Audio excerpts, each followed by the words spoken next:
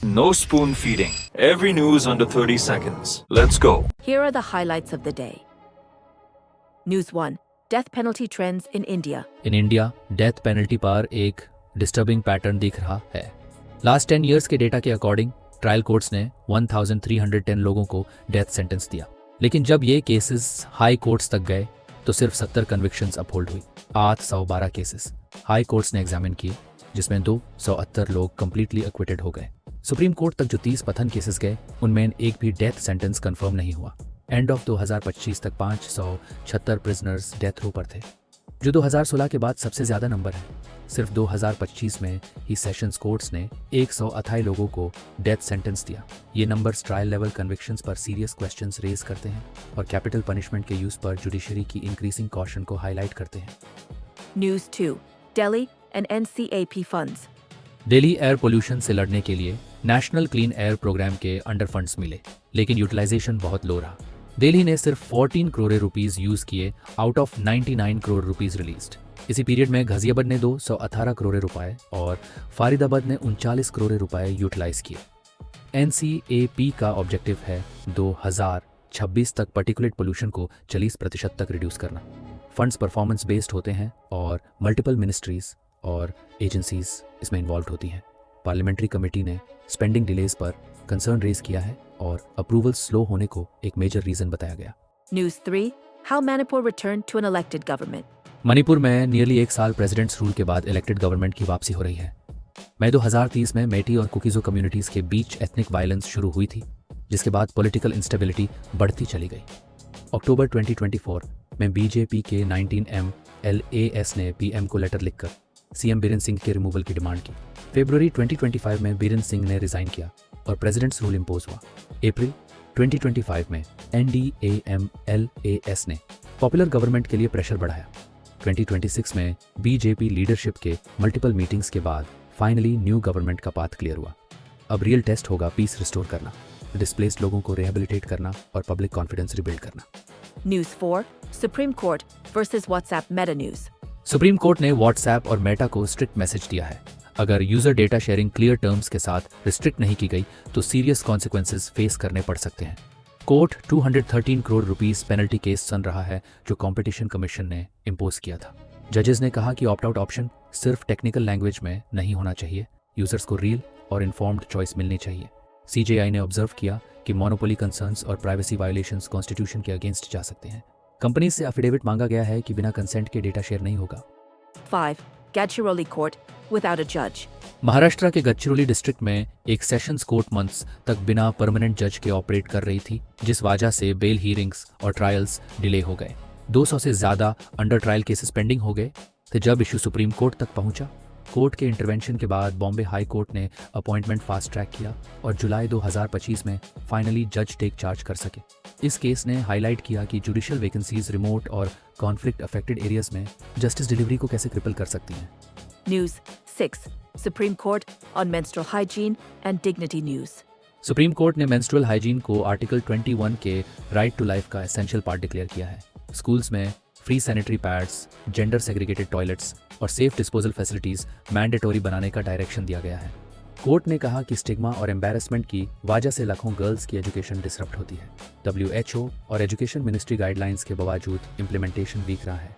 Editorial ये argue करता है कि पॉलिसी मेकिंग में गर्ल्स के एवरीडे एक्सपीरियंसेस को सेंट्रल रखना जरूरी है। डिग्निटी को एक सिस्टेमिक ऑब्लिगेशन माना गया। महाराष्ट्र के पब्लिक मेनोपॉज क्लिनिक्स जैसे स्टेप्स को ब्रॉडर विमेंस हेल्थ फ्रेमवर्क की तरफ मूव माना जा रहा है। 7. Iran signals talks with US news. Iran के प्रेसिडेंट ने फॉरेन मिनिस्टर को इंस्ट्रक्शन दिया है कि यूएस के साथ फेयर और इक्विटेबल नेगोशिएशंस परस्यू की जाएं। न्यूक्लियर टेंशंस के बीच ये एक मेजर डिप्लोमेटिक सिग्नल माना जा रहा है। टर्की मीडिएशन ट्राई कर रहा है और पाकिस्तान को भी टॉक्स के लिए इनवाइट किया गया है। इसी पीरियड में यूएस नेवी ने एक आयरानियन ड्रोन को शूट डाउन किया जो USS एब्राहम लिंकन के पास अप्रोच कर रहा था। अबू धाबी में पीस टॉक्स प्लान की जा रही हैं, लेकिन रीसेंट मिलिट्री इंसिडेंट्स ने डिप्लोमेसी को फ्रैजाइल बना दिया है। 8. Russia strikes Ukraine power grid. Russia ने यूक्रेन पर ओवरनाइट मैसिव असॉल्ट लॉन्च किया। 450 ड्रोन्स और 70 मिसाइल्स फायर हुए, जिसमें पावर ग्रिड स्पेसिफिकली टारगेट हुआ। कीव में टेम्परेचर -20 डिग्री सेल्सियस तक गिर गया, जिससे सिविलियन सफरिंग और एनर्जी क्राइसिस और सीवियर हो गई। यह attack US brokered peace talks से सिर्फ एक दिन पहले हुआ। नेटो लीडरशिप ने कीव विजिट करके सपोर्ट रिट्रीट किया। बैटलफील्ड एस्केलेशन और डिप्लोमेटिक एफर्ट्स पैरेलल ट्रैक पर चलते दिख रहे हैं। 9. India US trade deal and economy. India US trade agreement के बाद टैरिफ्स 50% से कट होकर 18% हो गए, जिसे एक्सपोर्ट्स के लिए मेजर रिलीफ एक्सपेक्टेड है। इकोनॉमिस्ट कह रहे हैं इलेक्ट्रॉनिक्स, फार्मा, जेम्स, ज्वेलरी और टेक्सटाइल्स जैसे लेबर इंटेंसिव सेक्टर्स को डायरेक्ट बेनिफिट मिलेगा।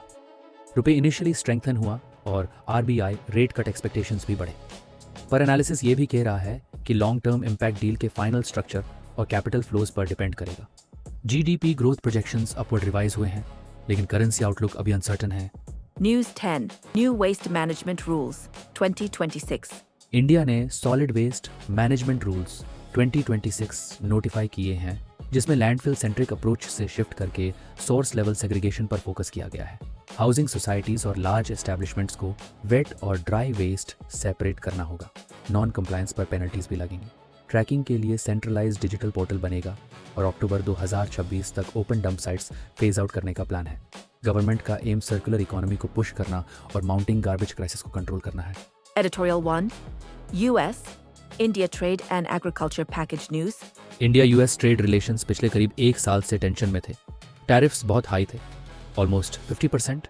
नेगोशिएशंस अप्रैल से चल रही थी और रशिया ऑयल खरीदने को लेकर भी यूएस ने पेनल्टीज लगाई थी। अब अचानक बड़ा शिफ्ट आया जब यूएस प्रेसिडेंट डोनाल्ड ट्रंप ने अनाउंस किया कि टैरिफ्स को 50% से घटाकर 18% किया जाएगा, और इसी के साथ एक फ्रेश ट्रेड अंडरस्टैंडिंग सामने आई। कॉमर्स मिनिस्टर पीयूष गोयल ने साफ कहा कि इस डील में इंडियन फार्मर्स, एग्रीकल्चर और डेयरी सेक्टर फुली प्रोटेक्टेड रहेंगे। इंडिया अगले 5 साल तक हर साल $100 billion worth of US goods खरीदेगा, जिसमें शामिल होंगे agricultural products, energy, aircraft parts, technology and minerals. FY25 में इंडिया ने यूएस से इंपोर्ट्स किए थे $45.6 बिलियन, जबकि एक्सपोर्ट्स थे $66.5 बिलियन। टैरिफ कट से यूएस एग्रीकल्चरल एक्सपोर्ट्स को फायदा मिलेगा, लेकिन इंडिया ने प्रोटेक्शन मेंटेन की है on GM crops, soy meal, poultry, maize, cereals. Goyal ने बताया कि quota based access cotton, pulses, apples जैसे आइटम्स में मिलेगा। फुल ओपन फ्लडिंग नहीं होगी। यूएस एग्रीकल्चर सेक्रेटरी ने कहा कि अमेरिका का एग्री ट्रेड डेफिसिट इंडिया के साथ 2024 में था $1.3 बिलियन, और इंडिया यूएस फार्मर्स के लिए ग्रोइंग मार्केट बन रहा है। पीएम मोदी ने एनडीए एमपीएस को बताया कि ये ट्रेड पैक्ट्स हिस्टोरिक है और इंडिया ग्लोबल सप्लाई चेन्स में स्ट्रॉन्गर पोजीशन ले रहा है। Semiconductor, AI tech and minerals जैसे सेक्टर्स में, textiles, engineering goods, leather, sea food और एमएसएमईएस को भी एक्सपोर्ट बूस्ट मिलने की बात कही गई है। कंक्लूजन तो ओवरऑल पिक्चर ये है, tariffs sharply reduced, 500+ billion trade target reaffirmed, farmers and dairy sector shielded, strategic partnership deepen हो रही है। India positioning itself as global manufacturing and trade hub. US India economic reset अब सिर्फ buying selling नहीं, बल्कि long term strategic alignment की तरफ बढ़ रहा है। Pause the video, answer the MCQs, and do comment your answers.